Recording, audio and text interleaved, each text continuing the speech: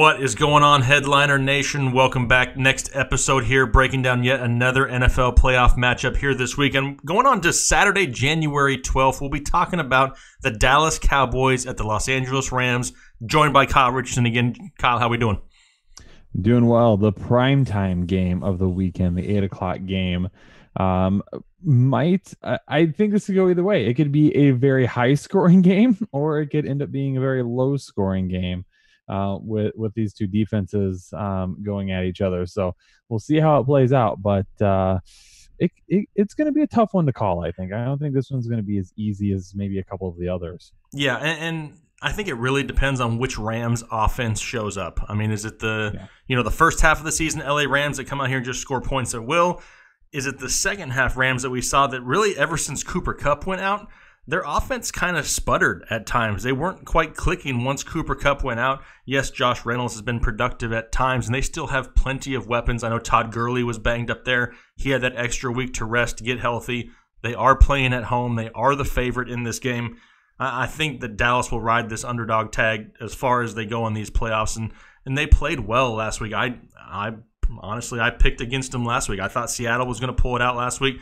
I'm not going to sit here and blame it that Janikowski's blowing out hamstring or whatever it was is the difference of the game, because really there's a lot of other differences. But Dallas won it fair and square. The defense looked great. That offense in Dallas, despite the Allen Hurns nasty injury, it looked good at times. Zeke's running like crazy. It's going to be a lot closer of a matchup, I feel, than a lot of people really think.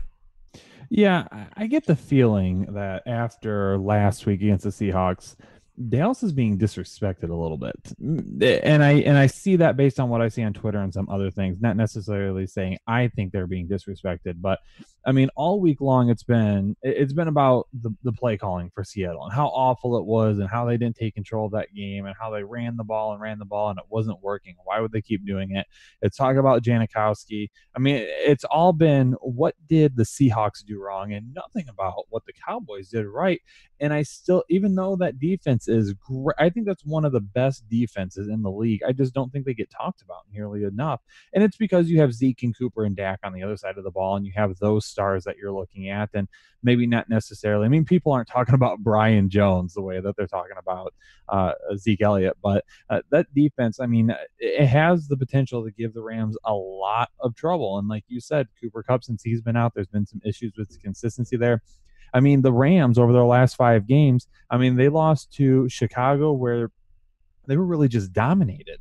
They were dominated. And I feel like this Dallas Cowboys defense is every good as bit as that Chicago defense. So, I mean, that's a tough, and even against the Eagles, I mean, they lost to the Eagles. They only scored 23 points in that game. So they just haven't been clicking recently.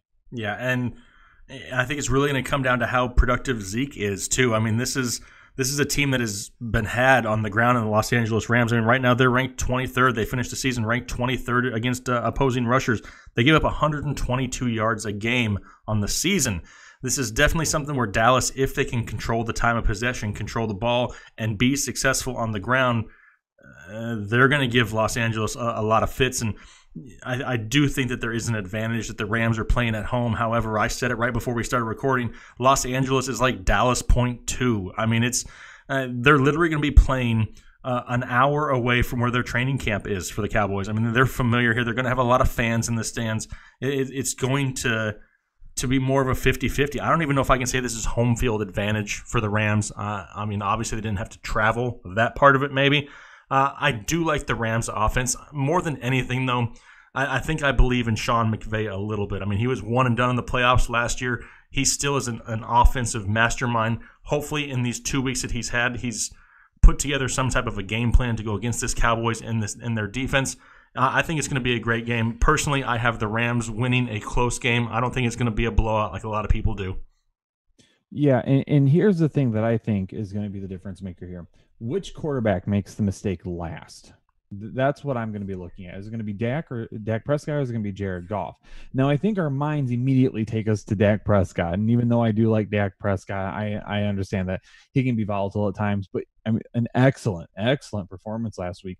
Jared Goff has been really good this year, too. Jared Goff, though, over the last several games, I mean, you're looking from week 13 and on against Detroit, 207 with 1 touchdown and 1 interception, then 180 against the Bears 0-4, 339, 0-1, 216, 1-0, 199, 4-0. Okay, so Jared Goff hasn't played his best football at the end of the season either. So which is going to be the one that's going to throw that pick last? Is going to throw that pick that's going to lead to a touchdown? What defense can capitalize? That is what I am looking at in this game. And the quarterback that makes that mistake, that leads to points on the other side last, that's going to be the team that's going to lose here. And I'm going to take the Dallas Cowboys. I am going to take the Cowboys in Los Angeles just because I think that defense is going to give the Los Angeles Rams a lot of problems. Todd Gurley's been dealing with some injury issues. He's had a week to heal up though, so maybe he's feeling a lot better now. But I just think if I had to take a defense, in this game, I'm going to take the Cowboys.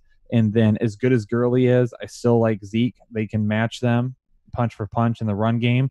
And then if Jared Goff is the one to make that final mistake, then that's all Dallas needs to win this game. Yeah, absolutely. It will not surprise me one bit. Like I said, yeah, I'm going to go ahead and take the Rams to keep it fun and interesting here.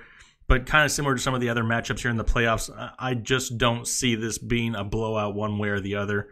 Like you said, that last mistake's really gonna capitalize for whatever team gets it. It's going to be a fun game to watch. I wouldn't be surprised if there are a lot of points scored. I mean, the defense on the Dallas Cowboys side is definitely superior to what you get on the Rams side. Yes, the Rams have pieces with Aaron Donald and Ndamukong Suh, but overall defense, got to give that to the Cowboys. So it's going to be interesting. A lot of fun. Should be a fun game to watch. The one thing, too, it looks like Vegas has the over-under right now set at 49.5. I would take the under personally if it was me. I'm thinking like a 24-21 type game, a 21-17 type game even. I'm thinking somewhere in that area. The 49.5 points I think is just a tad too much for me. Yeah, it could be. Like I said, it just depends if that defense can continue what they were doing last week against Seattle. I mean, they've had bad games on the season, but they got plenty of pieces to be successful out there. Looking forward to watching it. But hey, that was the breakdown here for the Cowboys and the Rams. We have one of these videos coming out for each matchup this weekend for the NFL playoffs. We really appreciate your support. Make sure you're hitting that like button and the subscribe button. We greatly appreciate it. Looking forward to talking to you guys here more throughout the NFL playoffs. And we'll talk to you later. Thanks. Have a good one. Thanks.